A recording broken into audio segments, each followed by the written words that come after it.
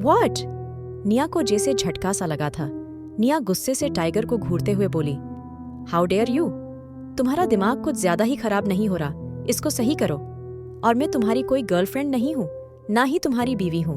अपना काम करो जो करना है। दिमाग खराब करके रख दिया।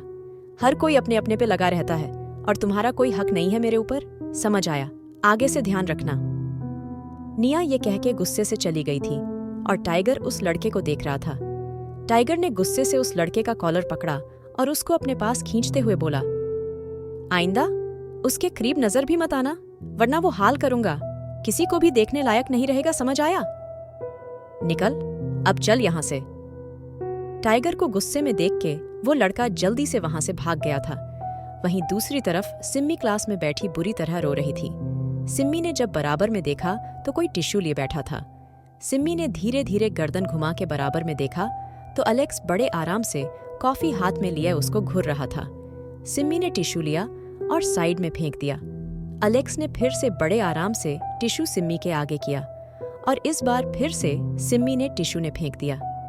अलेक्स ने कॉफी साइड में रखी और सिम्मी की गर्दन पकड़ के उसको होंठों अपने होंठों पे रख दिया। सिम्मी बिल्कुल वैसे ही बैठी थी। जब अलेक्स को लगा सिम्मी उसका साथ नहीं दे रही, तब जाके अलेक्स ने सिम्मी को छोड़ दिया और उससे अलग होता हुआ बोला, क्या प्रॉब्लम है? अलेक्स की बात सुन के सिम्मी उसके सीने पे मुक्के मारते हुए बोली, मुझसे बात मत करो। मैंने एक शादी की बात क्या कर दी? तुमने मुझे कितना सुनाया और फिर अपनी ही गर्लफ्रेंड के साथ मिलके मेरा मजाक बना रहे हो। अलेक्स ने सिम्मी के कांधे को पकड़ा और उसको गुस्से से घूरते हुए बोला, मेरी बात बहुत ध्यान से सुनो। सिम्मी, सबसे पहली बात, वो लड़की मेरी बहन है, गर्लफ्रेंड नहीं। सिम्मी हैरानी से बोली, क्या बहन? तुम्हारी बहन कब बनी और मुझे कैसे नहीं पता? सिम्मी की बात सुनकर अलेक्स ने उसको गुस्से से घूरा और मुंह फेर के बोला, मुंह बोली, बहन है वो मेरी, और दूसरी बात, बड़ी हो जाओ। ये बचपने में रहकर कुछ नहीं होगा और शादी की बात करती हो तुम। शादी के लिए भी बड़ा होना पड़ता है और ये तुम्हारी बचकानी बातें। सिम्मी उठते हुए बोली, ठीक है, मैं बचकानी हूं ना? मेरी बातें बचकानी है। अब मुझसे बात मत करना, जाओ अपने लिए ढूंढ लो कोई समझदार लड़की। सिम्मी ये कहते हुए चली गई थी और अलेक्स बस उसको ही घूर रहा था। वहीं दूसरी तरफ डेमन ऑफिस में बैठा था। जब उसका फोन बजा, फोन किसी अननोन नंबर से था। डेमन ने फोन उठा लिया था। डेमन फोन उठाते हुए बोला, कौन? डेमन के फोन उठाने पे ही अगला आदमी हंसते हुए बोला, तो मुझे टक्कर देने चले हो मिस्टर वेम्पायर? वैसे तुम्हारी बीवी मेरे सामने है, एकदम सामने, शिमला के मॉल रोड पे घूम रही है। वैसे तुमने अपनी बीवी को नहीं रोका, बेचारी, उसको क्या जरूरत थी ऐसे बाहर निकलने की? वो भी जब उसको पता था उसका इतना बड़ा आशिक यहाँ है। डेमन की पकड़ फोन पे कस गई थी। डेमन गुस्से से बोला, साले तेरी हिम्मत कैसे हुई? मेरी बीवी को देखा भी तो तेरी जान ले लूंगा। रजत हंसते हुए बोला, मैं तो उसको बहुत अच्छे से देख रहा हूं, ठीक मेरे सामने है, बहुत खूबसूरत लग रही है, शादी का निखार, उफ। वैसे जब ये मेरी बीवी बन के आएगी तो और खूबसूरत लगेगी और मुझे यही तो चाहिए। डेमन गुस्से से ऑफिस से बाहर निकल गया था। डेमन गाड़ी को फुल स्पीड से भगा रहा था। इस बीच रजत का फोन कट चुका था। डेमन थोड़ी ही देर में मॉल रोड पे था। डेमन ने जल्दी से रूही को फोन मिलाया और गुस्से से बोला, कहाँ हो तुम? रूही कंफ्यूज होते हुए बोली, डेमन में घूमने आई थी। क्या हुआ, इतना ओवर रिएक्ट करने की क्या जरूरत है? डेमन इस बार थोड़ा जोर देते हुए बोला, रूही, मैंने पूछा तुम फिलहाल कहाँ हो? रूही ने गुस्से में शॉप का नाम और लोकेशन बता दी थी। डेमन थोड़ी देर में रूही के सामने खड़ा था। रूही को देख के डेमन ने उसको जोर से हक कर लिया और गुस्से से बोला, मुझे बता नहीं सकती थी तुम? और इतने गार्ड हैं, किसी को लेके आ जाती तो कुछ चला जाता तुम्हारा। डेमन को गुस्से में देख रूही उसका चेहरा अपने हाथों में लेते हुए बोली, डेमन क्या हुआ? कोई बात हुई है तो मुझे बता सकते? डेमन रूही को गले लगाए आस पास देख रहा था। डेमन रूही के कान में धीरे से बोला, मुझे रजत का कॉल आया था, वो यही आस पास है, चलो यहाँ से अभी, और जब कभी भी शॉपिंग करनी हो तो मेरे साथ आया करो। फिलहाल के लिए तुम्हारा अकेला जाना कहीं भी सही नहीं है। डेमन ने रूही का हाथ पकड़ा और उसको घसीटते हुए अपनी गाड़ी की तरफ ले गया। वही रजत दूर कहीं भीड़ में गुम होके सब होते हुए देख रहा था। रजत हंसते हुए बोला, बस यही डर तुम्हारे चेहरे पे देखना चाहता हूँ। यही डर, अपनी चीज को खोने का डर, जो तुम्हें अब मैं दूंगा, तुम्हारी रूही को तुमसे छीन के दूंगा। रजत गुस्से से बोल रहा था और डेमन और रूही को देख रहा था। वहीं दूसरी तरफ लेनोरा काली रानी के सामने सर झुकाए बैठी थी। लेनोरा डरते हुए बोली, काली रानी, मैं उस लड़की को कैसे लाऊं?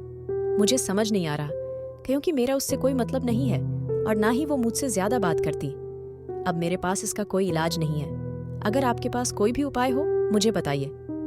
काली रानी ने अपने काले नाखूनों को देखा और हंसते हुए बोली, मकड़ी, मुझे लगा था तुम मेरे बड़े काम आओगी, लेकिन अब मुझे लगता है मैं गलत हूं, क्योंकि तुम्हें देख के बिल्कुल नहीं लगता तुम वेम्पायर लोक से हो, क्योंकि वेम्पायर लोक में सब दिमाग वाले और होशियार हैं, और तुम बेवकूफ मकड़ी कहीं की।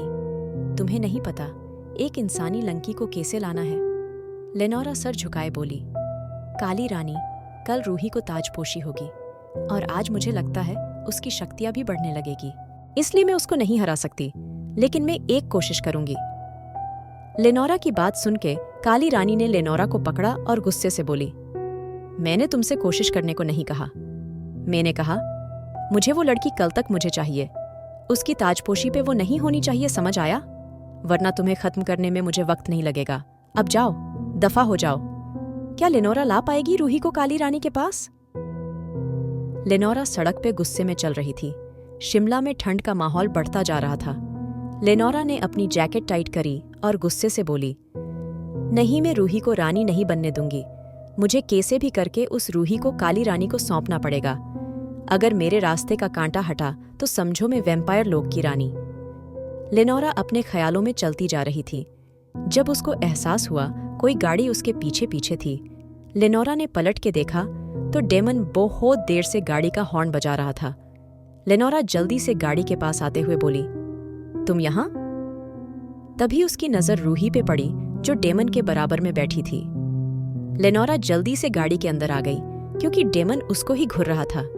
लेनोरा के बैठते ही रूही कुछ सोचते हुए बोली, तुम यहां क्या कर रही हो? मेरा मतलब, ये सड़क तो बहुत अनजान सी है और तुम तो मेंशन से बाहर आती ही नहीं, तो फिर कैसे?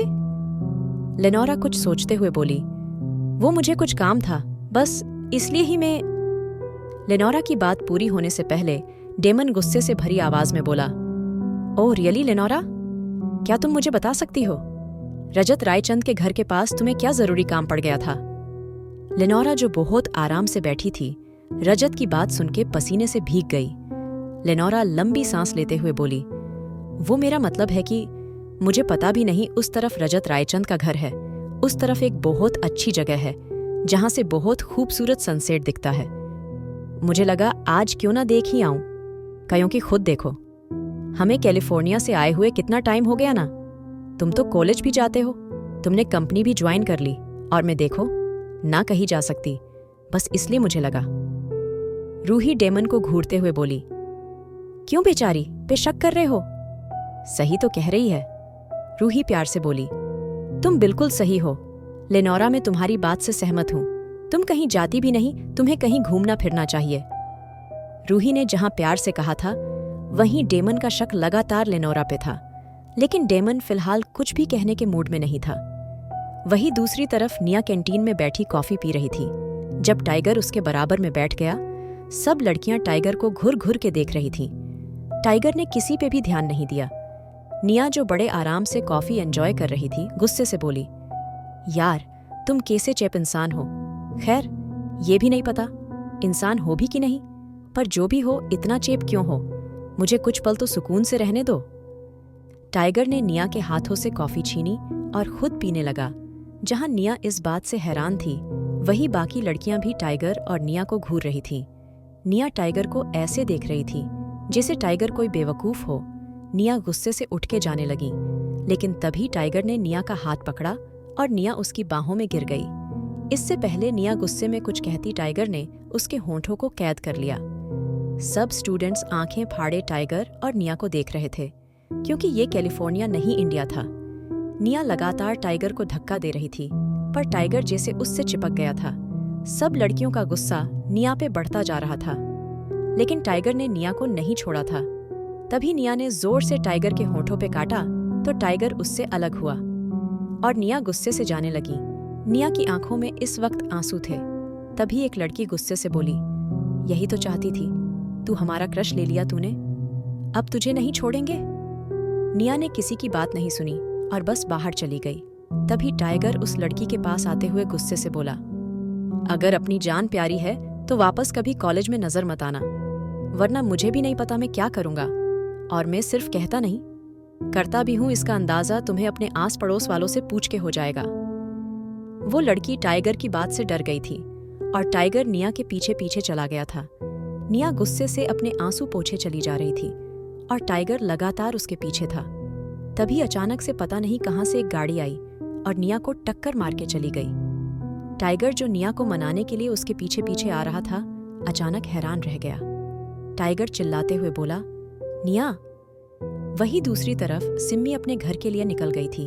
जब उसके किसी का अपने कदमों से कदम मिला के चलने का एहसास हुआ, सिम्मी जैसे ही पलटी, एलेक्स बड़े आराम से उसके साथ चल रहा था। सिम्मी गर्दन दूसरी तरफ मोड़ के बोली, क्या हुआ? तुम तो समझदार गर्लफ्रेंड बनाने वाले थे ना? क्या हुआ, भारत में समझदार गर्लफ्रेंड की संख्या कम हो गई, जो मिस्टर हैंडसम को भी नहीं मिली? एलेक्स सिम्मी का टोंट समझ गया था, इसलिए उसकी कमर पे हाथ डालते हुए बोला, मेरे पास मेरी इकलौती गर्लफ्रेंड बीवी है, मुझे किसी और की जरूरत नहीं, समझ आया? सिम्मी एलेक्स को धकेलते हुए बोली, क्या हुआ? बड़ी याद आ गई तुम्हें गर्लफ्रेंड और बीवी की? अभी तक तो बहुत भाषण झाड़ रहे थे, क्या हुआ, ऐसे अचानक कैसे पलट गए तुम? एलेक्स जैसे ही सिम्मी को किस करता, तभी उसका फोन बजा। एलेक्स ने जैसे ही फोन उठाया, टाइगर की डरी आवाज सुन के एलेक्स ने फोन को टाइट पकड़ा और फोन रखते हुए बोला, निया का एक्सीडेंट हो गया, मुझे हॉस्पिटल पहुंचना है। सिम्मी घबराती हुई बोली, मैं भी साथ चलूंगी, क्या हुआ उसको? कहीं उसके भाई ने तो कुछ नहीं कराया? एलेक्स गुस्से से बोला, सिम्मी फिर से बचकानी बातें, रजत जैसा भी है, उसका भाई है, और कोई भाई अपनी बहन को क्यों चोट पहुंचाना जाएगा? सिम्मी धीरे से बोली, अच्छा ठीक है, इस बारे में बाद में डिस्कशन करते हैं, पहले हॉस्पिटल चलें? सिम्मी की बात सुन के एलेक्स ने गर्दन हिलाई और दोनों हॉस्पिटल के लिए निकल गए। वहीं रूही और डेमन भी घर की तरफ आ रहे थे। जब उन्हें एलेक्स का फोन आया, जहां रूही और डेमन चौंक गए थे, वही लेनोरा के दिमाग में भी यही आया था, ये सब रजत ने कराया होगा। लेकिन सच्चाई कौन जानता था? आपको क्या लगता है किसने कराया निया का एक्सीडेंट? जानने के लिए सुनिए blood lust, seduction of the night. और अगर एपिसोड पसंद आया तो लाइक, शेयर और सब्सक्राइब करना ना भूले।